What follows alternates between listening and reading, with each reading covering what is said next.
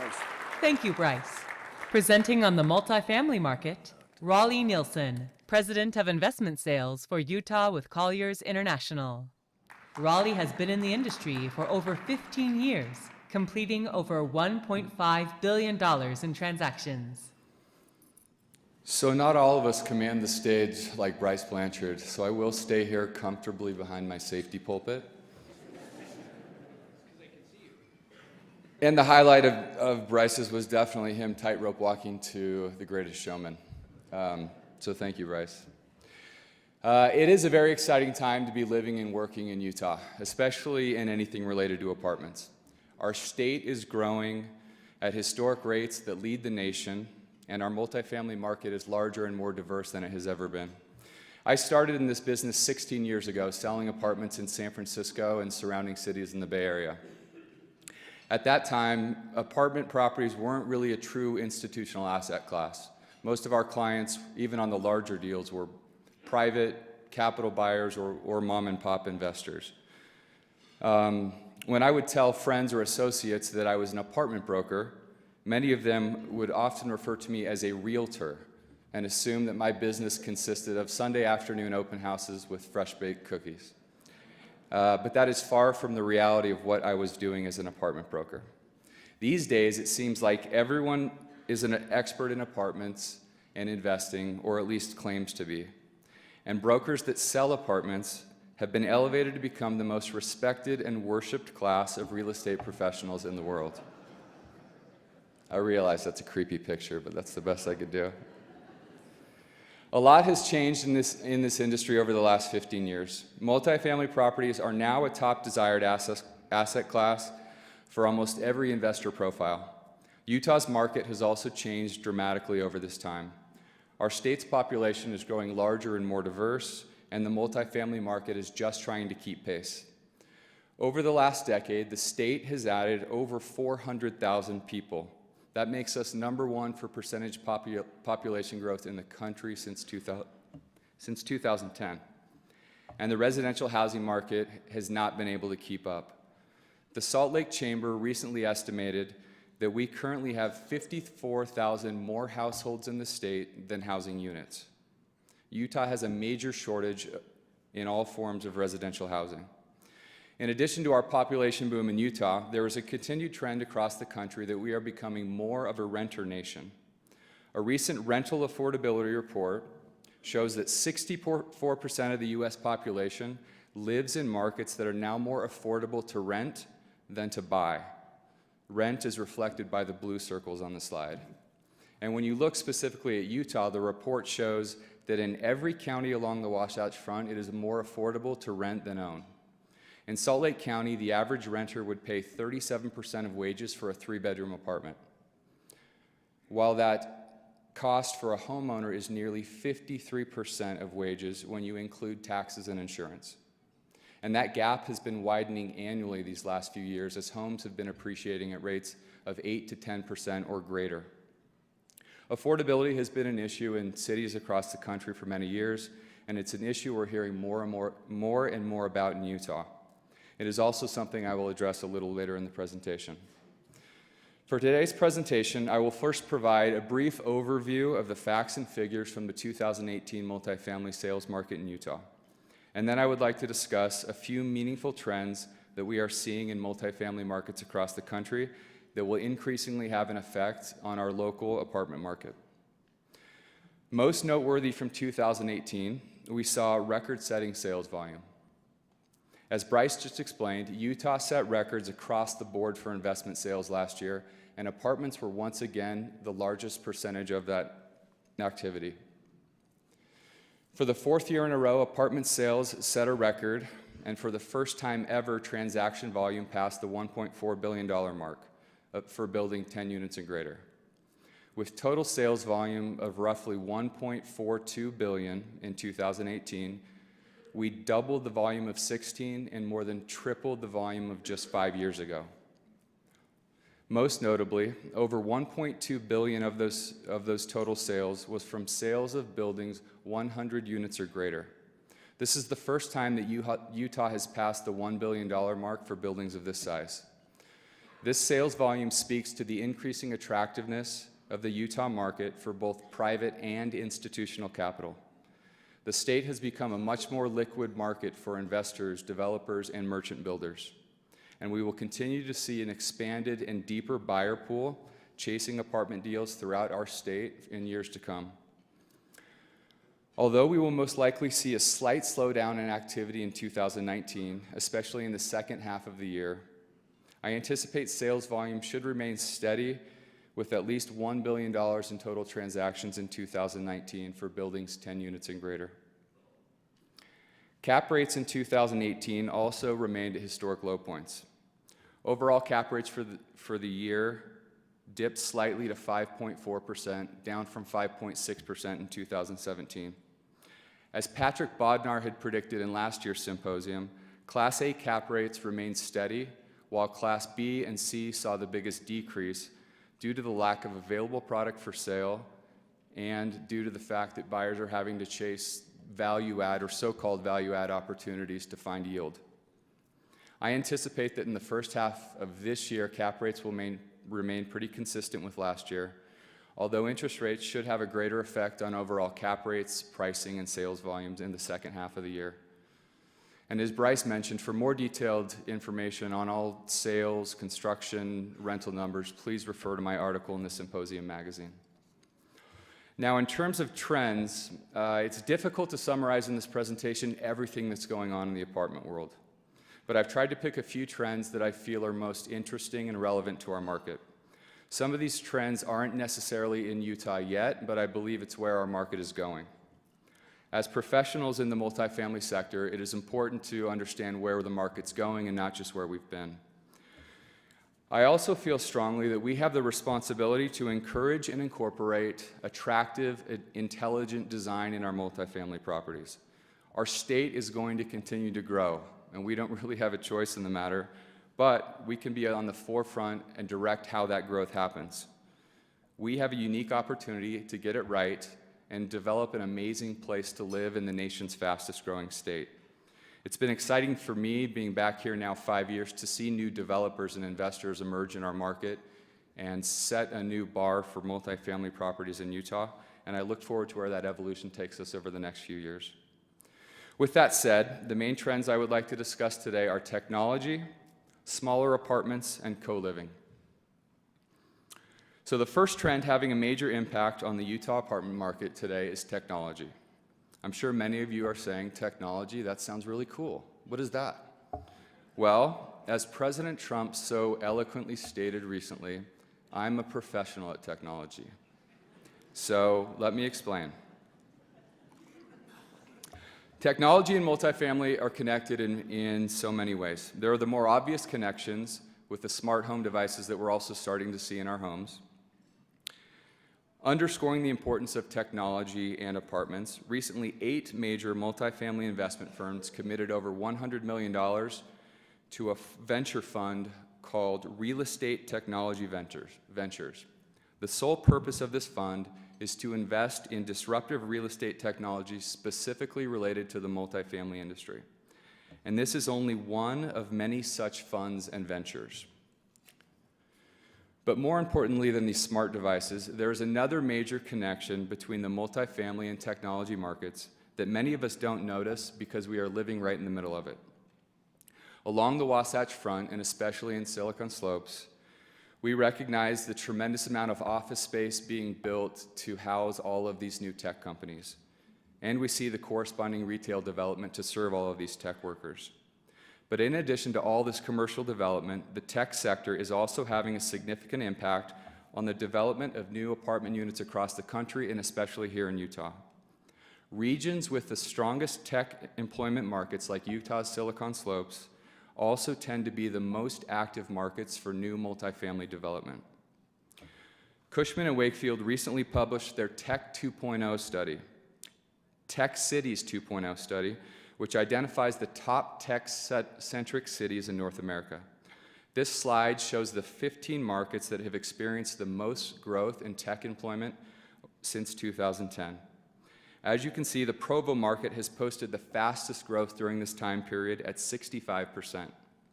That surpasses even San Francisco's 63% jump. Salt Lake City is ranked 7th on the list with a still impressive 35% tech employment growth. But what is most interesting to me is that if you take a list of the most active apartment development markets in the country, almost every one of them is also on that top tech employment cities list. The list above shows the top 10 cities for most multifamily development at the end of 2018 as a percentage of existing inventory. Every single city on this list, other than Jacksonville and Nashville, were also on the top tech-centric list. Tech employment growth leads directly to a region's multifamily growth. A growing tech sector tends to attract a millennial population, which these days means renter. Data shows in dramatic clarity that younger generations are deferring home ownership and choosing apartments. 65% of all households headed by people younger than 35 are renting. That number is up from 57% a decade earlier. And this trend of shifting more towards renting over owning holds true across age spectrums. There is no question that as Utah's tech market has grown, so has its millennial and renter population. Provo has the highest millennial population of any city in the Tech Cities 2.0 study, at nearly 27%, and Salt Lake has the 5th highest at 23%. To cater to this young population, we have seen 31,000 new apartment units completed along the Wasatch Front in the last 10 years, with 10,000 units currently under construction and thousands more in the pipeline. If the Silicon Slopes tech market continues to expand, don't expect apartment construction to slow down anytime soon. The next two trends I would like to discuss play into the affordability issue and the evolving needs and wants of renters in today's market. Affordability is an issue that major cities across the country have been dealing with for years, and it's one that we're hearing more and more about in Utah each year. If we look to these other cities to see what developers have done to address these concerns, we see a couple of meaningful trends that are or will be relevant to the Utah market. Across the country, apartment units are becoming smaller. This is coming in the form of smaller unit layouts and a boom of micro or efficiency units. Over the last 10 years, the average size of apartments across the country has gone down 5% to 941 square feet. Studio apartments have shrunk the most and are now 10% smaller than they were a decade ago. And even though unit sizes have diminished over this time period, rents have gone up 28% throughout the U.S. over the last 10 years.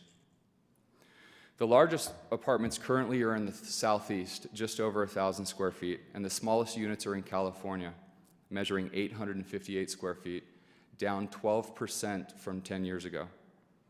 Interestingly, the city of Seattle has the tiniest apartments in the country with an average size of 711 square feet. Many of these smaller units in Seattle, San Francisco, and Los Angeles, and other large cities are coming in the form of micro units. In Utah, there were 47 properties completed last year with an average unit size of 905 square feet. This is down 10% from 2008's average of 1,000 square feet. Along with floor plans in general getting smaller, there has been an increased number of micro units across the country. A micro unit is a purpose-built, small studio or one bedroom using efficient design and usually measuring from 250 to 500 square feet.